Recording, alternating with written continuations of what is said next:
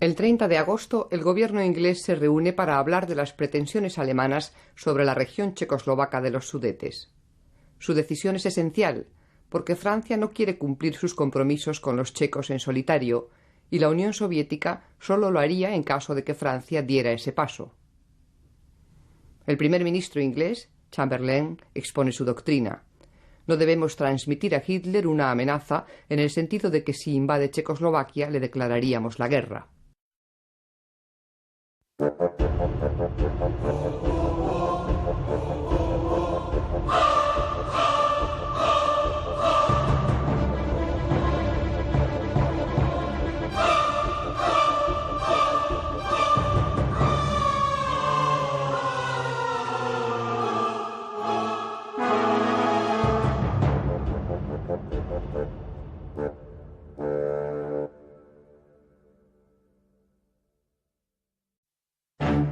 Un mes después de iniciada la batalla del Ebro, Franco hace una constatación.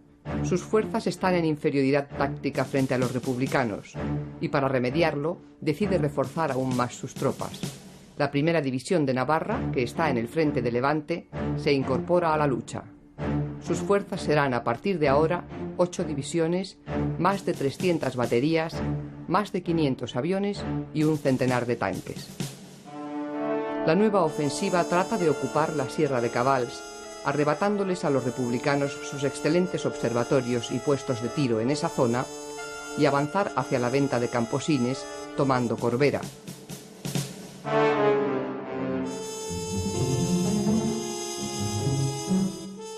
Franco sigue descartando otras maniobras más fáciles.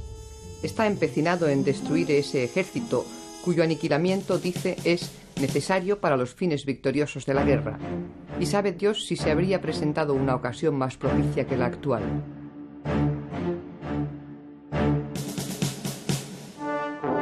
El 3 de septiembre, la primera división de Navarra se prepara para atacar por el lado derecho del frente la Sierra de Laval. 3 divisiones más la acompañarán, una por el centro y 2 por la izquierda. El ablandamiento artillero, en el que se emplean más de 300 piezas, comienza. Es un despliegue que solo tiene parangón con algunas de las más famosas batallas de la Primera Guerra Mundial. Otro bombardeo, allí teníamos un refugio y me quedé a la entrada, no me gustaba esconderme al final. Y ten en cuenta que al tirar las bombas te quedaba sin aire, sin oxígeno, un momento, y era que la explosión, pues, en fin, alejaba el oxígeno que necesitamos nosotros para respirar. El bombardeo, al que sigue el ataque de la aviación, es mucho más eficaz que otras veces. Todo un batallón republicano queda enterrado bajo las piedras en una de las cotas. Y luego llega el asalto de una infantería especializada en chocar con el contrario. La instrucción de Modesto es tajante. No se puede perder ni una sola posición. Si la ocupa el enemigo, hay que contraatacar rápidamente, librando a su alrededor cuantas batallas sean precisas, pero asegurando siempre que quede en poder de la República. Las cotas se pierden y se ganan en pocas horas a costa de las bajas que sea preciso.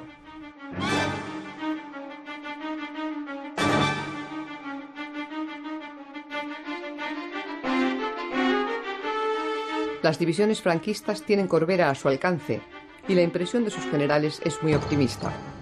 Y ese optimismo se acrecienta cuando, tras una lucha feroz, los legionarios de la 18 Bandera toman Corbera a costa de perder un centenar de hombres.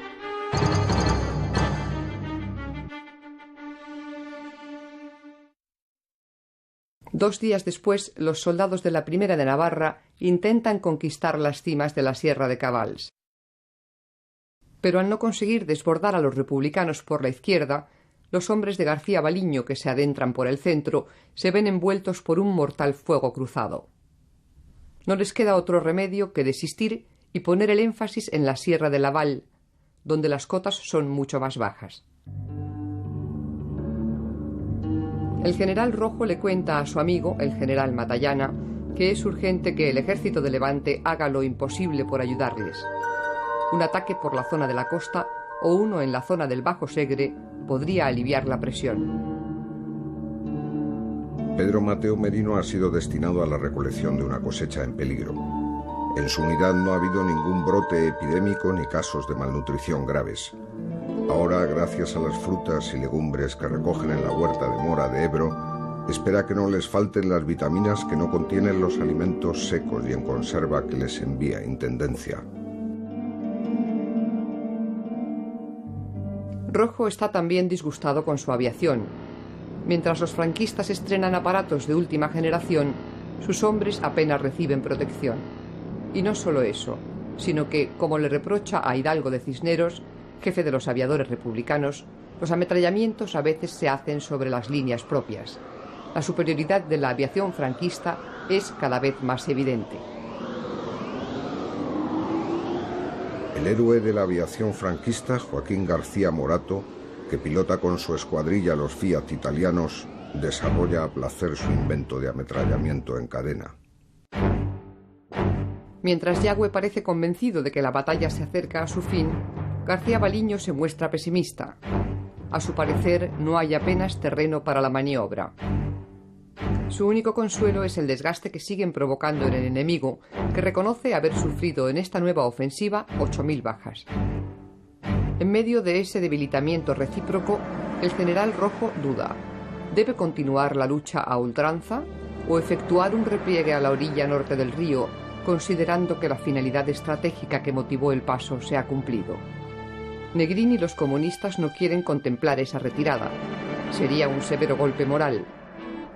Y los militares republicanos y socialistas, descontentos con el devenir de la guerra, podrían aprovechar la circunstancia para arrebatarles la hegemonía que disfrutan. Porque tenían un sistema de que abandonamos una trinchera y hasta que no llegamos a la otra no abandonamos la totalidad de los soldados que había en aquella trinchera.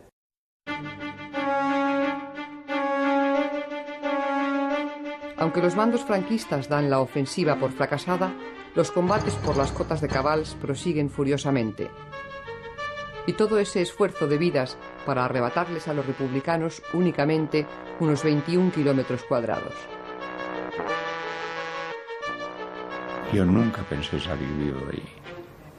No, aquellos días no pensaba, no. Entre la sed que pasaba, la escasez de agua, y entre los tiros que había allí, aquello era una ensalada que no...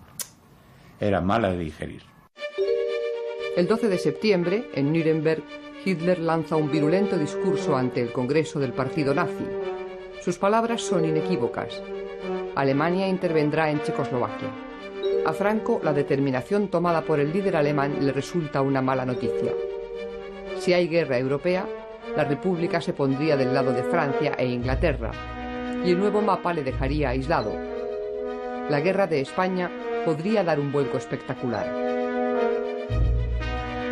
El día 14, Franco ordena, pues, al general Jordana, ministro de Asuntos Exteriores, que solicite explicaciones a los gobiernos italiano y alemán acerca de sus planes con respecto a España en caso de que el conflicto europeo estalle. Ese mismo día ordena también que se provoque una nueva crecida del río. Las presas del norte vuelven a abrirse y esta vez las aguas suben 2 metros por encima del nivel normal. El tránsito por el puente de Flix queda interrumpido, pero los ingenieros republicanos hace ya tiempo que consiguen reparar los pasos en un brevísimo plazo. Neville Chamberlain, primer ministro inglés, se reúne con Hitler en Berchtesgaden para suplicarle nuevamente que no tome decisiones apresuradas sobre Checoslovaquia. Casiano Sánchez se dedica a abrir zanjas para enterrar a los muertos, aprovechando que el frente está algo tranquilo. Los cadáveres no solo están a la vista, sino que a veces se encuentran escondidos bajo escombros o enterrados por la arena que ha caído de un parapeto, y hay que buscarlos. Casiano trabaja con un pañuelo en la nariz, en el que ha puesto unas bolas de alcanfor para engañar el olor. Franco ha preparado la quinta contraofensiva, por la que insiste en perseverar en la que se dio por fracasada hace una semana, apoderarse del nudo de Camposines y ensanchar y profundizar la zona de avance, La única modificación es que va a incrementar el número de sus fuerzas más pegadas a la Sierra de Cabals. El día 17 de septiembre, Rojo recibe una nueva carta de su amigo el general Matallana, en la que le anuncia que se ha decidido tratar de descongestionar el frente del Ebro con un ataque que se llevará a cabo por Manzanares la Alventosa.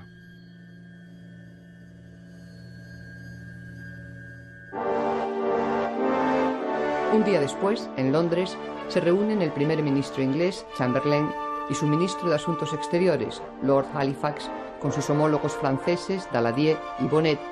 Les surge tomar una determinación sobre el asunto de Checoslovaquia que no encolerice a Hitler.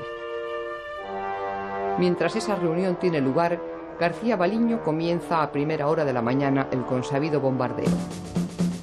La cota 496, donde está la división internacional que manda Hans Kahle, sufre la preparación artillera más larga y mortífera de toda la batalla del Ebro, desde las 6 de la mañana hasta la 1 de la tarde.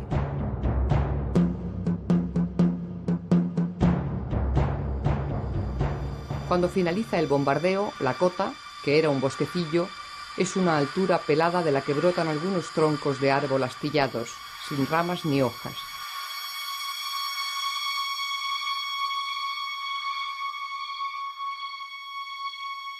Terminó el bombardeo allí, los pinos que había encima de la montaña aquella, todos estaban a pique. Y un bombardeo son malos, malos, malos. Y en ese momento comienzan el asalto 2 tabores de moros de Melilla. Yo veía que antes de entrar en combate, sobre todo cuando íbamos en camiones, se ponía a cantar una canción monótona que a mí me ponía los pelos de punta, no sabía lo que era. Y cada vez que íbamos en combate los tíos, yo luego me enteré, lo que cantan es unas suras del Corán en donde se pide que el guerrero que va a morir vaya al paraíso. Los internacionales sienten pánico ante esas tropas, de las que se cuenta que abren el vientre de los enemigos para llenarlo de piedras y que les cortan los genitales y los meten en la boca. Los moros avanzan limpiando las trincheras con bombas de mano cada 10 metros. Es una oleada imparable y tomarán la cota. Me hice daño en los codos y en la rodilla, y en aquel momento entró un señor, un enemigo, con la puerta, y me distinguió por detrás que estaba la claraboya de por donde había entrado. Pero el hombre me disparó un tiro a la cabeza en lugar de tirarme al cuerpo. Yo desde el suelo, yo generalmente ni sacaba la pistola cuando operaba, pero ahí, porque era de noche generalmente, pero ahí la llevaba en la mano, le disparé 3 tiros y era la única persona que he tenido que matar, y él al mismo tiempo avanzó para pincharme con la ametralladora que tenía rusa, y no me pinchó porque el pobre cayó, pero si no me pasa como a un pollo, vamos. Miquel Girós está con una brigada de internacionales. La fiebre le ha subido a 41 grados y se pasa varios días atontado.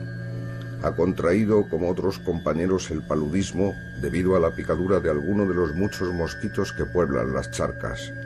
Eso le libra de sufrir los siguientes asaltos de los temidos moros.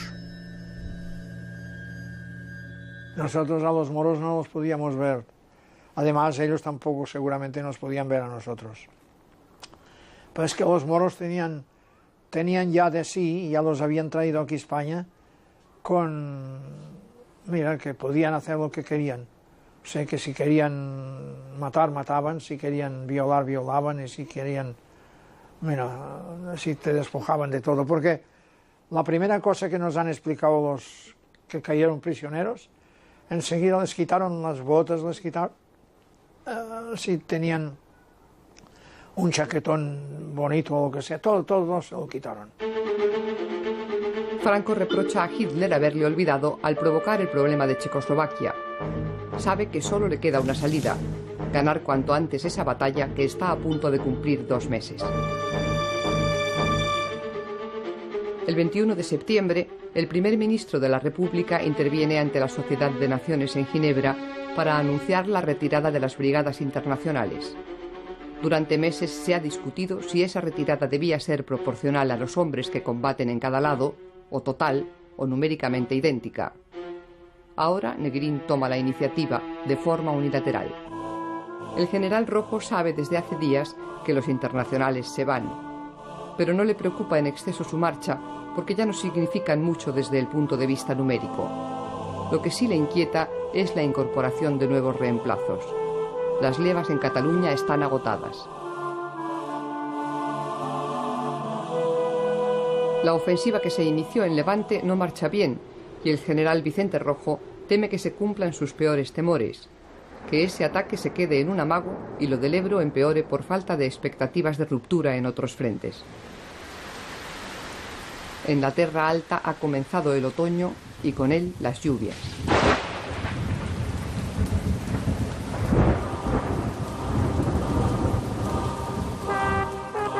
El día 23 es el último en el frente para los brigadistas internacionales, que se despiden resistiendo un poderoso ataque de los tanques y aviones enemigos. Muchos perecen en ese adiós. Solo en el batallón inglés hay más de 40 muertos. Alva Bessie, el guionista americano que está encuadrado en la Lincoln, recordará siempre estos combates como los más duros que ha vivido. Y así lo escribe en su diario. La tercera compañía, mandada por Bill Wheeler, ha sido atacada por 3 sitios a la vez. Algunos hombres de la 11 División que estaban mezclados con ellos han levantado una bandera blanca. Tom Page ha matado a 2 de ellos. Hemos perdido casi una compañía.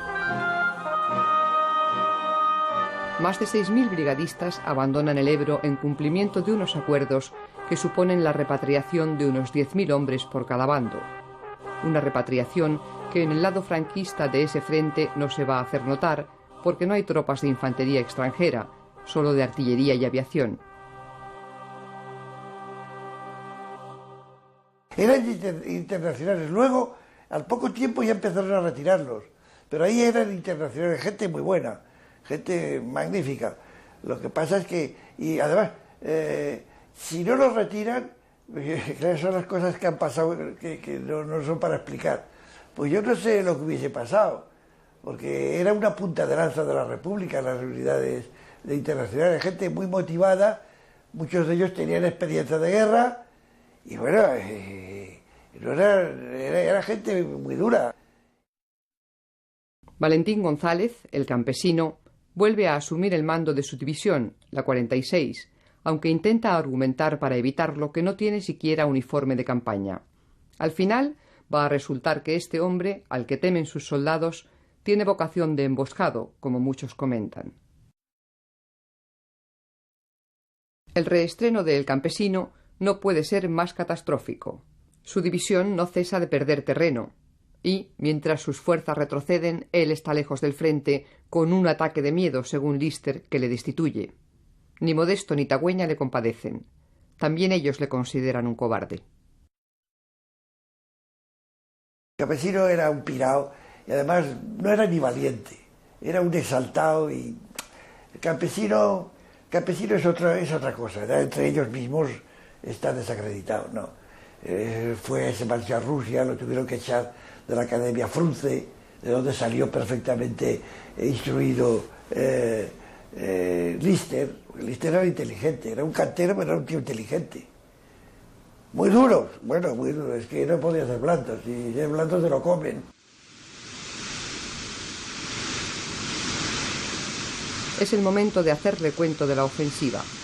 23.000 bajas en el lado franquista y 30.000 en el republicano. La lluvia se adueña de la Terra Alta, y eso, al menos, da un respiro. Los aguaceros impiden la actividad de la aviación y de la artillería, y a nadie se le ocurriría en un frente embarrado utilizar la infantería en solitario.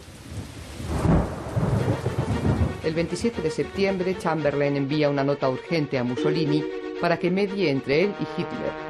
Los británicos estarían dispuestos a aceptar que los nazis entren en los Sudetes. Manuel Azaña, el presidente de la República, ya no es el hombre deprimido de las últimas semanas. La situación europea le lleva a considerar evidente la conversión de nuestra guerra particular en un capítulo de la más amplia que va a desarrollarse. Hitler convoca a los presidentes francés, británico e italiano a reunirse con él en Múnich el día 29. Ni los checoslovacos ni los rusos son invitados a esa conferencia. Cuando termina el agotador encuentro, el dictador nazi sale eufórico. Todos han aceptado las condiciones que ha impuesto. Los alemanes entrarán en Checoslovaquia. Aún encuentra tiempo Chamberlain para reunirse con Hitler al día siguiente. Los ingleses quieren sondear al dictador alemán sobre la posibilidad de presionar al caudillo para que acepte una paz negociada. Hitler responde con una gran carcajada. La carcajada de Hitler representa el fin de la República Española y el fin de la esperanza de Manuel Azaña en conseguir convencer a las potencias democráticas de que la primera batalla de la guerra europea se va a perder si ingleses y franceses dejan solos a los republicanos. Checoslovaquia, la única democracia de Europa Central amiga de la República Española, ha sido traicionada. El general checo Siroví exclama: «Hemos sido abandonados, estamos solos. La República también está ahora sola». Rojo recibe una segunda mala noticia. La ofensiva republicana de Levante se ha estabilizado definitivamente. Franco celebra el segundo aniversario de su nombramiento como jefe del alzamiento y hace un discurso encendido ante las noticias de Alemania. Batalla de Múnich, con su victoria de la paz, podemos llamar a la que acaba de librarse en tierras germánicas, en la que la política de sinceridad de los hombres de Estado triunfó sobre las maquinaciones y amenazas bolcheviques. Por ello, el triunfo de la verdad y la justicia sonaron a cantos fúnebres en el Campo Rojo. En el Ebro las lluvias han cesado. El fuerte temporal, que ha azotado toda la Terra Alta como para establecer un compás de espera mientras se despejaba el panorama internacional, se aleja. Es hora de recomenzar los combates.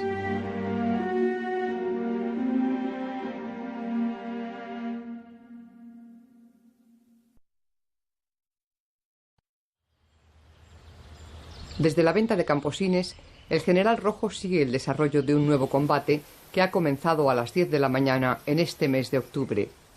Como siempre, un derroche de proyectiles que se combina con las oleadas de bombardeo. Piensa que sus hombres han quedado pulverizados.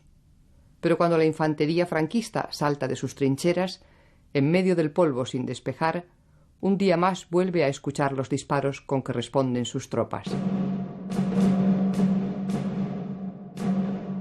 Roberto Llanza ha echado de menos la acción los días de lluvia. Entregado a la lectura en una chabola cerca de Corbera, celebra que al fin esta noche los rojos se hayan decidido algo más que amagar. El combate solo dura 2 horas, en medio de una gran oscuridad, y es con bombas de mano y cuerpo a cuerpo, una técnica con la que han recuperado muchas posiciones perdidas. Nuestra especialidad era la noche. Yo por eso, la oscuridad y la noche, yo ya nunca tengo recelo. La noche es para todos, y si sabes moverte en ella, tienes ventaja. O sea que, a mí, la oscuridad ha sido mi salvación. Yo vivo por la oscuridad. Yo no desenfundaba ni la pistola, yo iba al asunto, ¿no? A mover mi gente, ¿no? El día 15, en Cádiz, el general Queipo de Llano preside la ceremonia de despedida de los 10.000 legionarios italianos evacuados para cumplir con los acuerdos de la Sociedad de Naciones. Quedan en España unos 30.000 italianos más y dejan atrás casi unos 4.000 muertos. 2 días después, en Montserrat, los representantes de los brigadistas que van a partir son agasajados por Juan Negrín. Cuando vengan días mejores a nuestro país, les dice el presidente del gobierno, España os acogerá como los mejores de sus hijos. No sois extranjeros, habéis adquirido el derecho a ser considerados ciudadanos españoles.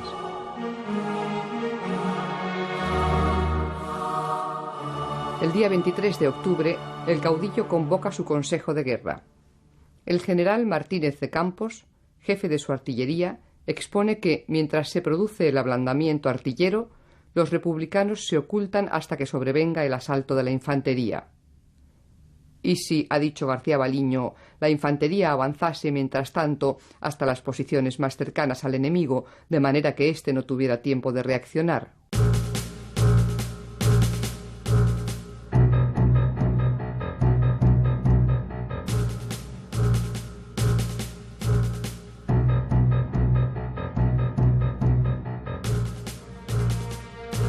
La nueva maniobra va a consistir en entretener a los republicanos en todo el frente, comprendido entre Fayón y la venta de Camposines, mientras la operación principal se llevará a cabo en el flanco derecho mediante dos ataques, uno sobre la Sierra de Cabals y otro, secundario, sobre la de Pàndols.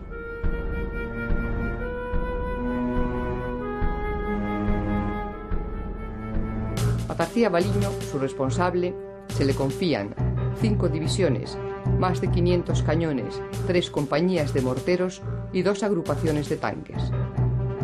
Más de 50.000 hombres, bien apoyados, se preparan para este empuje que se quiere definitivo. La falta de víveres se hace notar en algunas unidades. Unos soldados no tienen que llevarse a la boca y otros, en cambio, no pasan hambre.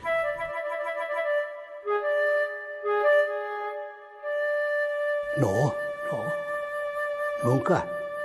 Tirábamos comida nosotros. O sea que la organización, sea del mando tal, buena y buena. Joan Cardona y sus compañeros son de los que tienen peor suerte y han comenzado a comer ratas de agua. Unas ratas gordas como conejos que hacen a la brasa con una preparación especial de hierbas. Es un gran descubrimiento gastronómico, especialmente interesante cuando se interrumpe el suministro.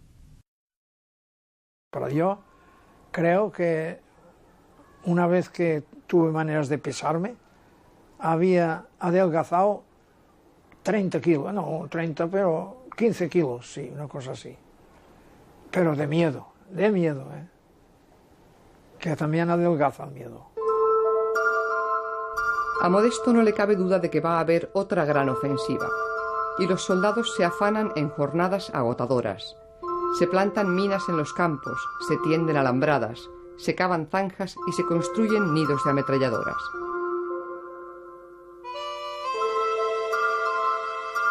El día 28 Barcelona despide a los brigadistas. Dolores Ibarruri, pasionaria, habla a las mujeres españolas. Cuando los años pasen y las heridas se vayan restañando, hablad a vuestros hijos, habladles de estos hombres de las brigadas internacionales. Contadles cómo lo abandonaron todo, cariño, patria, hogar, fortuna, y vinieron a nosotros a decirnos: aquí estamos, vuestra causa, la causa de España, es nuestra misma causa.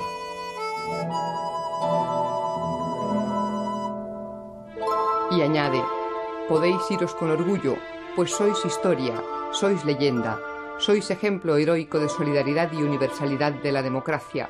No os olvidaremos, y cuando el olivo de la paz florezca, entrelazado con los laureles de la victoria de la República Española, volved.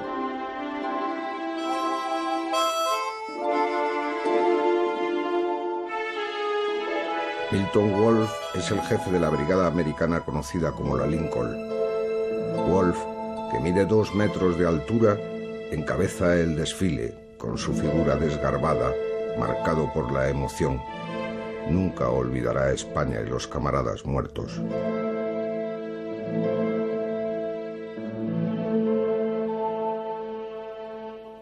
$35.000 voluntarios acudieron un día para ayudar a la República. Ahora quedan menos de 10.000. Por el contrario, en el lado franquista, a los 70.000 mercenarios marroquíes se sumaron 80.000 italianos, casi 20.000 alemanes, 10.000 portugueses y unos 700 irlandeses. Entre los italianos y los españoles que están en el lado franquista no hay buena sintonía. El sargento Antonio Castro nunca ha apreciado su actitud en el combate. Flojos.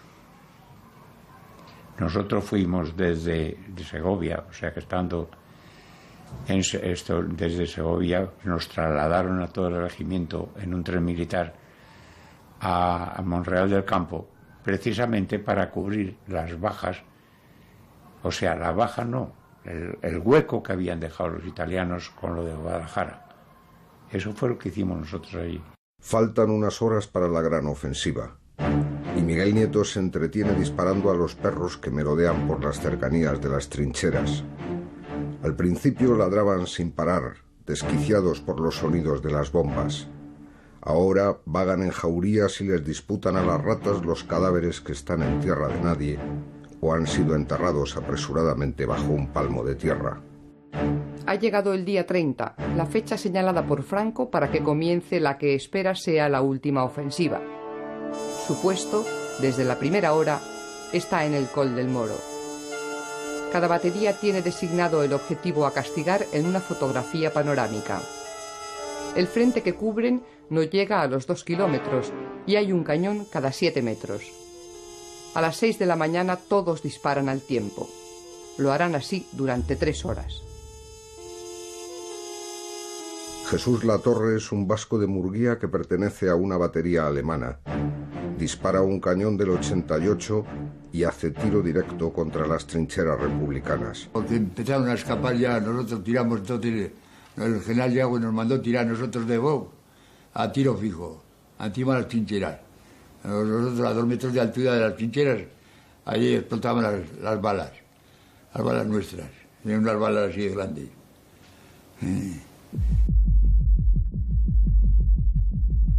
Aventura y Soler y a sus compañeros les despiertan las explosiones.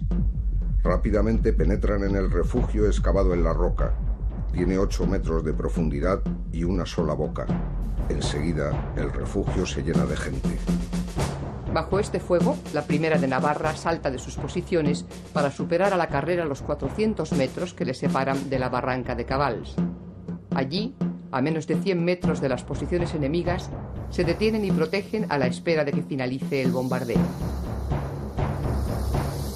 Cuando revientan las últimas granadas, saltan de sus refugios y se lanzan sobre las crestas.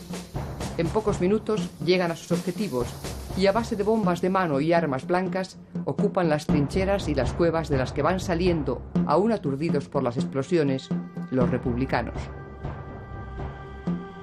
Más de 500 defensores caen prisioneros, mientras otros tantos mueren reventados por las granadas o pasados a cuchillo. Por eso se metieron en los refugios, lo que nos permitió salir por la llanura donde avanzábamos hacia ellos, y como nos tiraban de la Sierra de Laval, pero era de arriba abajo, pudimos llegar hasta a sus trincheras. Y cuando quisieron reaccionar era tarde ya. Por eso tuvieron tantas bajas y cogimos tantos prisioneros. Los franquistas van tomando con rapidez las cotas más importantes y abriendo una brecha que llega a los 9 kilómetros. En unas horas, todo el terreno limitado por la carretera de Gandesa a Tortosa y la de Pinel a Benissanet está bajo su control. Desde arriba, la aviación continúa con su trabajo. Los aparatos sueltan descarga tras descarga, bombas que provocan gigantescas explosiones entre los peñascos de la sierra. Por fin, Franco ha conseguido romper el frente. Había bombardeos de aviación tan tremendos que bombas de 500 kilos o más, yo sé que estamos en tierra, cuerpo a tierra, y la deflagración de las bombas no levantaba del suelo. Eso eran los Junkers nuestros, que pasaban en oleadas sucesivas bombardeando todas las líneas. A la mañana siguiente, el general Vigón se presenta en el Puig de la Liga, donde está concentrado lo que queda del tercio de Montserrat. Al general le parecen suficientes para conseguir el objetivo principal de la jornada, el Cerro de Sant Marc. En pocos minutos, los requetés tomarán la cumbre, lo que abre una puerta para descolgarse sobre el Ebro y arrinconar contra el río al enemigo. Pero los republicanos plantan cara con una furia indescriptible. Uno de los escenarios más sangrientos de la batalla, la cota 666, la llave de la Sierra de Pàndols, aguanta hasta la noche del 1 de noviembre. Esa madrugada los regulares de la 84 División se lanzan hacia arriba con bombas de mano. Las explosiones secas se unen a los rebotes del sonido cuando las granadas caen por las barrancas, repletas de cadáveres en avanzado estado de putrefacción, y se multiplican los ecos. Y tras las 666 van cayendo las cotas cercanas.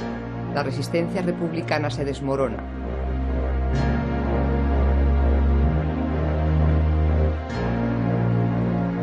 El quinto cuerpo de ejército de Lister ha sido derrotado y Modesto intenta recomponer el desastre, rehaciendo las líneas. El día 4 los franquistas alcanzan las orillas del Ebro en 2 puntos. Pero el general Fidel Dávila se da cuenta de que el enemigo trata de restablecer su línea entre Camposines y Mora y manda a García Baliño atacar la Sierra del Esperles y bajar luego hasta el Ebro, sobre la carretera de Camposines, para ocupar las márgenes del río entre Mora y Ascó. La 74 División ocupa Miravet y enlaza con la 105 en Xerta.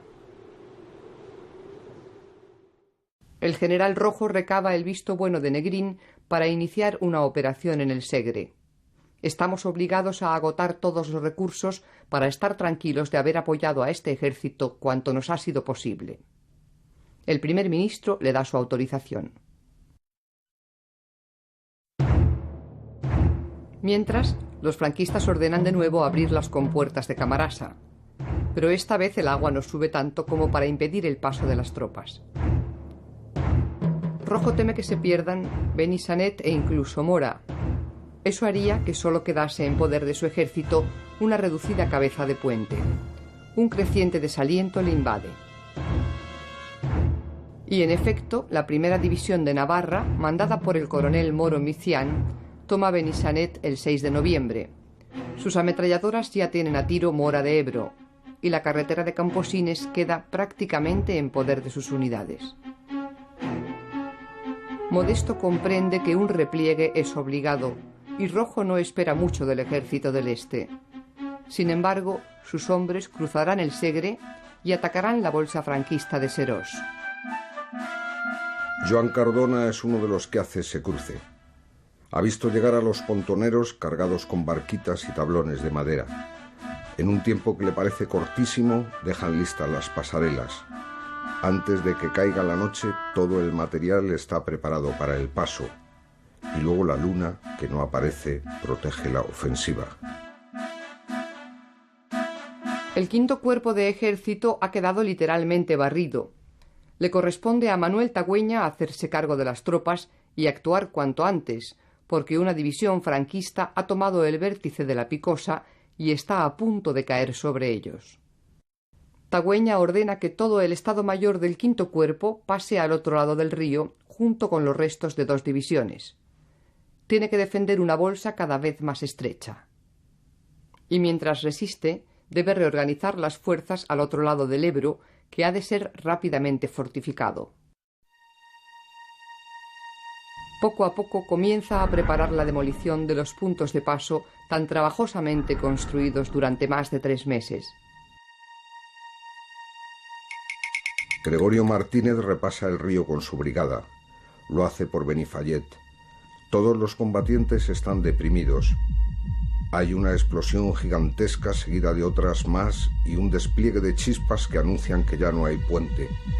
Gregorio es uno de los muchos que quedan malheridos por la explosión. Joan Cardona ve cómo el empuje de las aguas del Segre se lleva por delante la pasarela por la que cruzaron en Serós y cómo el enemigo les impide la retirada con la aviación. Parece el fin del mundo. Los hombres se encogen en la trinchera mientras contemplan a los que se tiran al río aterrados. Los que no saben nadar se ahogan. Los que saben también porque la corriente les puede. 10 horas más tarde se hará el silencio. 2 cuerpos de ejército franquistas comienzan el envolvimiento de Camposines. García Baliño teme que se convierta en una cabeza de puente que englobe la sierra y los pueblos de Ribarroja, Flix y Ascó, y que pueda ser defendida desde la otra orilla del río. Así que planifica un ataque de Yagüe por el norte, en dirección a la Fatarella, y otro de las divisiones del Maestrazgo hacia Flix. La fuerte lluvia del día 10 no ha servido sino para retrasar lo inevitable. el envolvimiento definitivo del nudo de Camposines.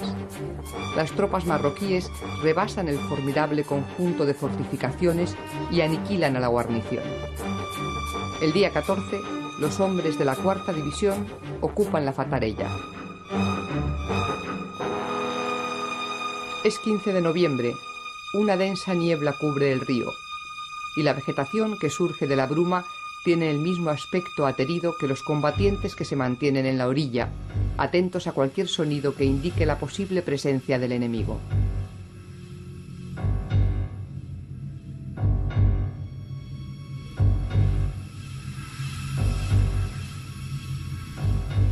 Tagüeña quiere repasar el Ebro con los miles de hombres y el material restante sin cometer errores.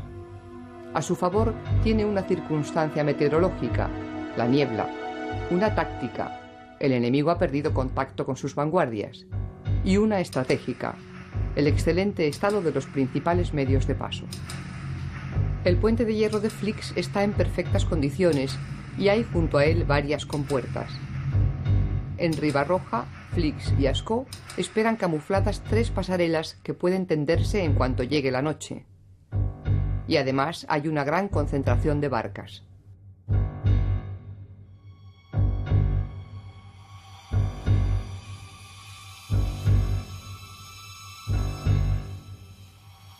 Con las primeras sombras, Tagüeña da la señal para que comience la retirada. La 11 Brigada y parte de la 15 cruzan por la pasarela de Ribarroja. El resto de la 15 por el puente de Flix. Los 6 últimos tanques por la compuerta pesada. La 31 Brigada por la pasarela del sur de Flix y la 33 por la pasarela del norte de Ascó. La 13 Brigada, formada exclusivamente por españoles desde el final de septiembre, es quien está cubriendo el paso de todos los demás. A las 11 de la noche reciben la orden de replegarse. Es como el último golpe del cierre de un abanico.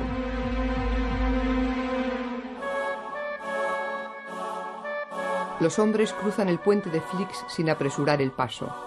Saben que son los últimos, los que han cubierto las espaldas de sus compañeros.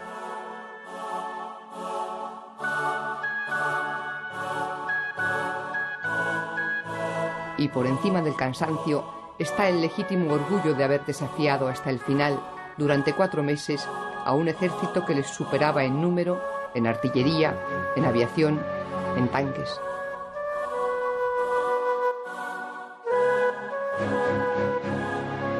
La luna, en cuarto creciente, apenas hace notar su presencia. A esas alturas, pocos piensan que la República puede ganar la guerra. Pero han luchado de una forma sobrehumana. Han aguantado lo que es casi imposible imaginar.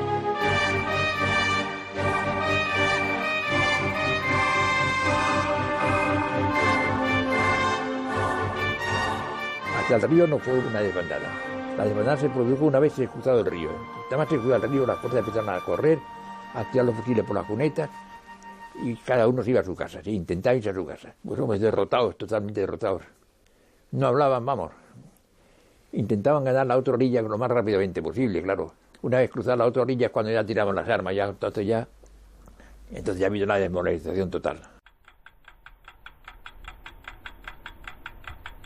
A las 4:30 de la madrugada, los últimos cruzan el puente. 15 minutos después, Tagüeña ordena su voladura.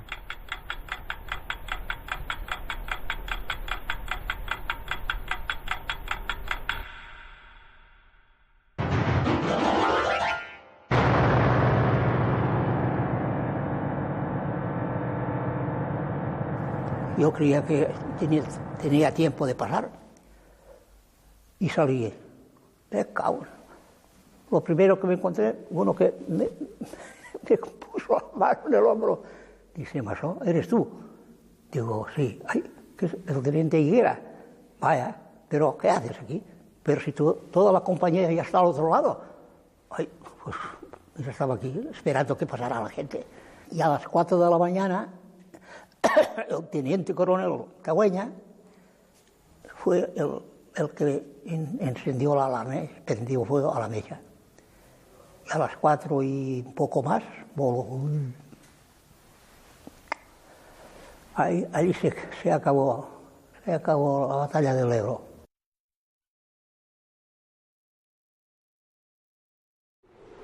El destino de la República se ha jugado allí, en esa batalla que Rojo comenzó para distraer al enemigo que acosaba a Levante y que Franco convirtió en una cuestión de prestigio.